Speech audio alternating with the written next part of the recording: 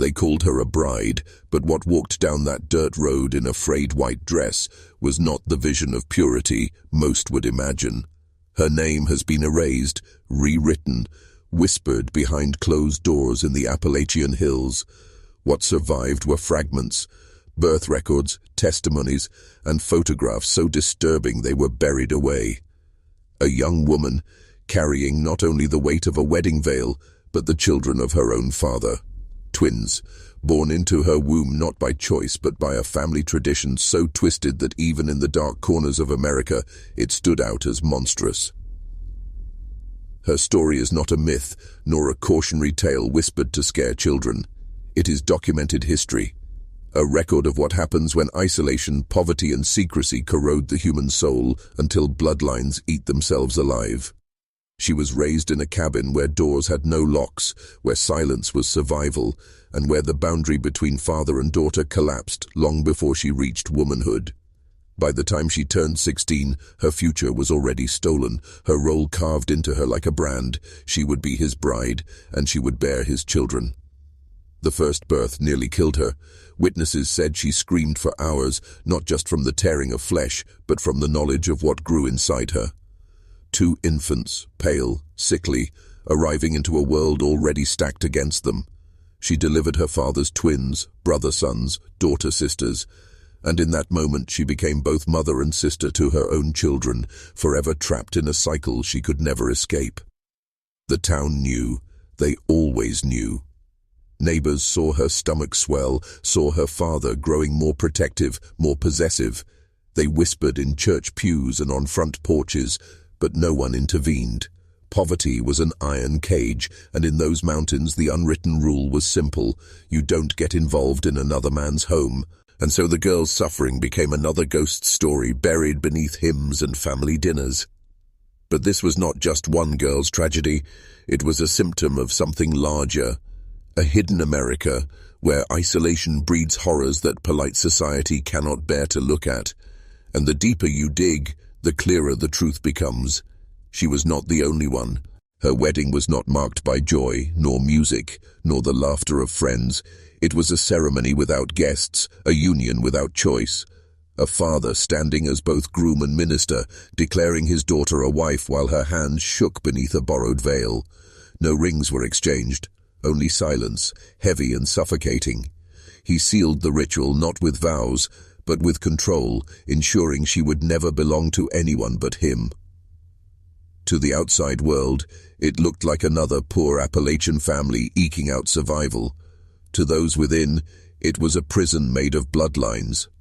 Generations before her had already practiced these rituals of secrecy. Cousins marrying cousins, uncles taking nieces, children raised as both siblings and offspring. The girl was not the beginning of the story, but its inevitable result. She had been born into the mold of her own fate, sculpted by hands that should have protected her, but instead consumed her. She grew thin and frail, her body buckling under pregnancies that came too soon and too often. Neighbors spoke of how she seemed decades older than her true age, her face lined by exhaustion and something far heavier, shame she could not put into words. The children she bore, fragile and often deformed, were proof of the cycles repeating themselves. Some were born blind, others with twisted limbs, their very existence a mirror of the sins that created them. Each time she carried another life, it was as if her father was branding his legacy deeper into her bones. What made her story unbearable was not just the act itself, but the silence surrounding it. Everyone knew, but no one spoke. Family members turned away. Preachers avoided the subject from the pulpit. The local doctor recorded stillbirths and deformities without ever daring to ask why. To acknowledge it was to expose the rot that festered not only in one household, but in a community that chose blindness. She was both a victim and a vessel, trapped in a ritual where her body was not her own. Each birth stole another piece of her until she became more ghost than woman, an echo moving through those hills, remembered only in fragments of gossip and court whispers. Her tragedy wasn't just that she was forced to marry her father, but that her suffering was normalized, folded neatly into the fabric of a culture too terrified to confront its own sins. There is a photograph, grainy and ghostly, said to capture her in her later years. The eyes stare past the lens, glassy and vacant, as if the soul had long since retreated somewhere the body could not follow. Her face, gaunt and asymmetrical, told a story the town refused to speak aloud. Some claimed she looked twice her age, worn down by endless childbirths and the quiet horror of raising children who were also her siblings. Others insisted her expression carried a kind of haunted acceptance, like someone who knew her suffering was not an accident, but a sentence carved into her bloodline before she even drew her first breath.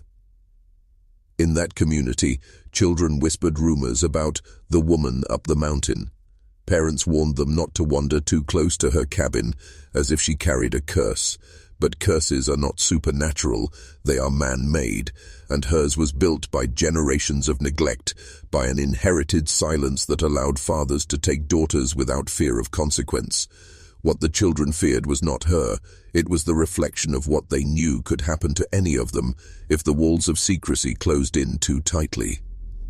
The twins she birthed were frail from the start. Neighbors recalled their cries, thin, unnatural, echoing through the hollows at night like the wails of something not quite human.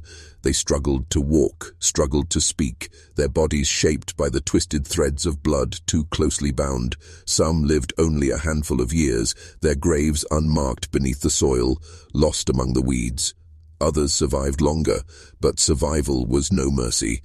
Their faces carried the undeniable proof of what they were, and in every glance they gave, she was reminded of the father who had stolen everything from her. And yet she loved them. How could she not? They were hers, even if they were also his. That was the cruelest part of it all, the way nature forced her to nurture what had destroyed her, to rock her own torment, to sleep in a cradle each night. Neighbors saw her walking with them in the fields, her skeletal frame bent as she guided children whose legs would not move right. It was a portrait of devotion twisted by cruelty, a mother's love trapped inside an unending nightmare. This is where her story moves beyond tragedy into something that feels almost mythic. She was not just a victim of one man, but of a cycle that had been eating away at that bloodline for generations, a cycle that no one dared to break. The deeper you trace her lineage, the darker the truth becomes. She was not the first daughter to be taken, nor would she be the last.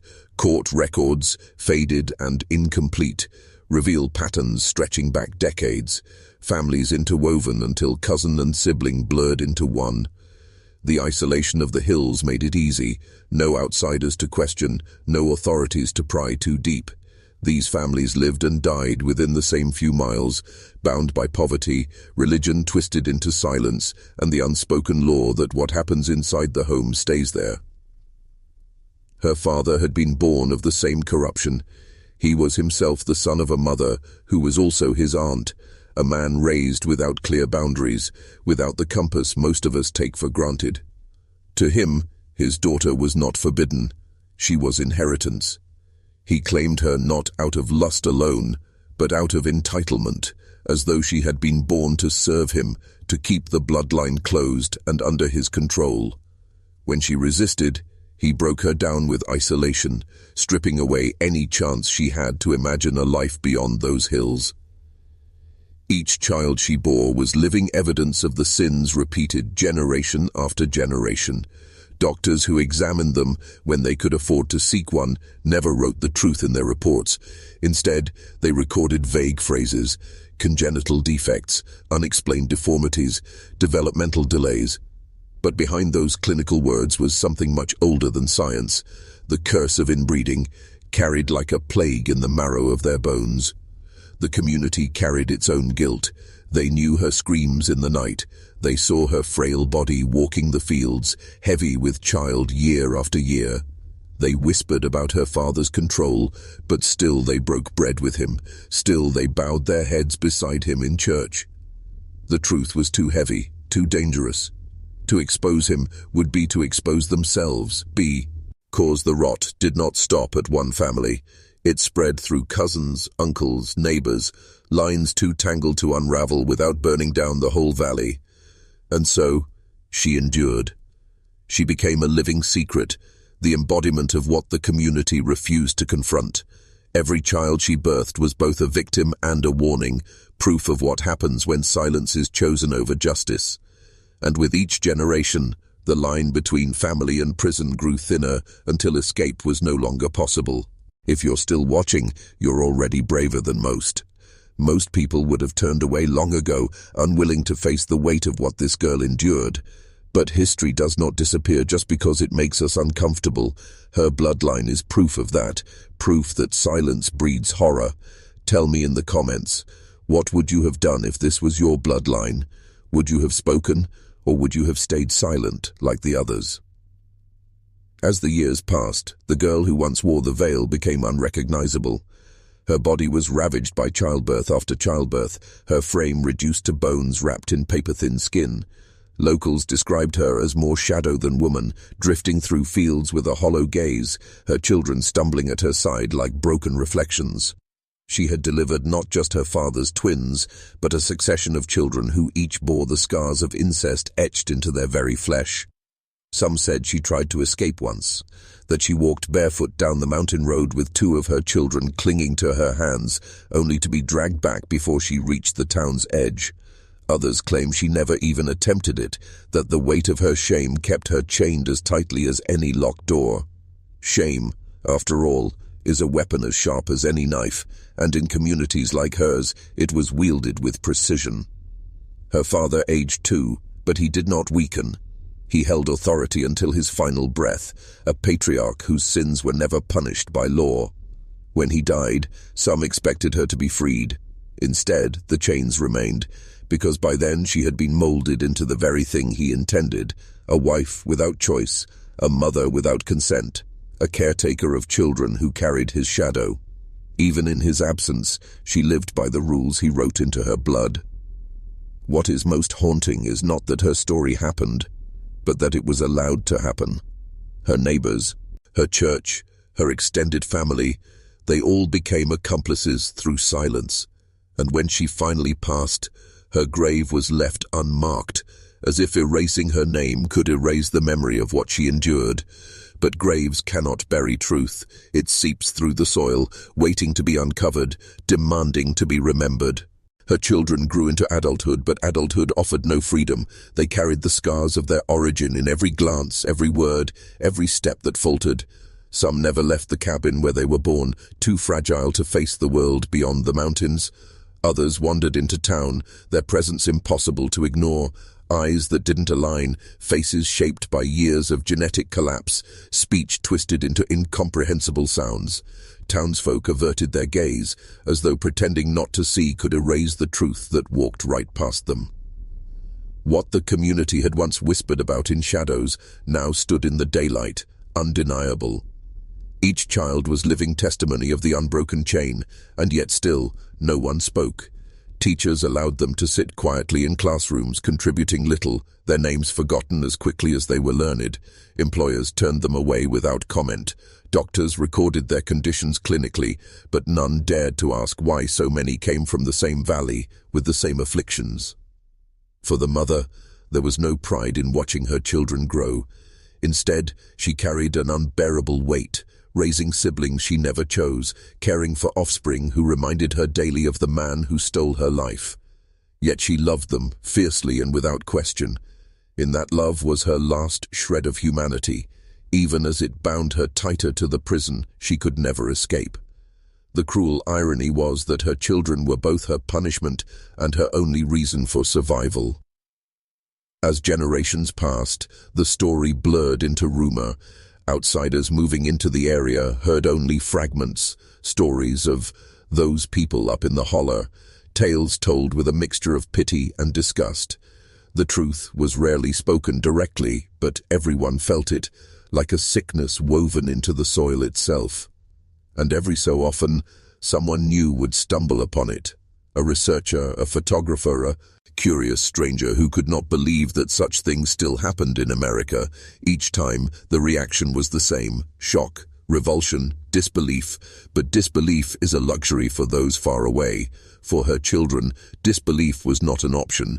It was written into their bodies, carved into their faces, echoing in the way the world recoiled from them. They were born carrying the sins of silence, and no amount of forgetting could ever set them free.